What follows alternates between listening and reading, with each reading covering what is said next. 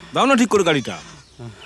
শোনো, এবার থেকে যা কামাই করবো 3 ভাগের 2 ভাগ তোমার, 1 ভাগ আমার। বাড়িতে যে আর হাড়ি চড়ছে না গো।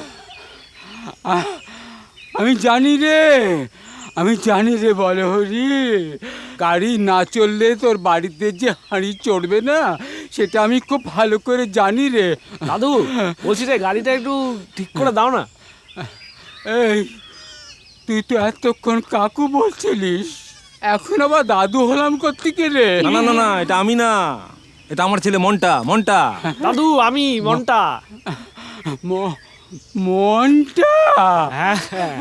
ওই দেখো, আরে বাবা, আমি আমার নিজের হেডলাইটটাই সারাতে পারছি না, আবার গাড়ি কি করে সারাবো রে বাবা?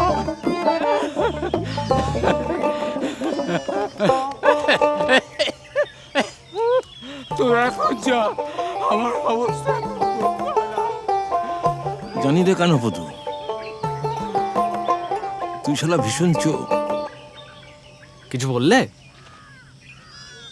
না, বললাম ভীষণ চতুর লোক।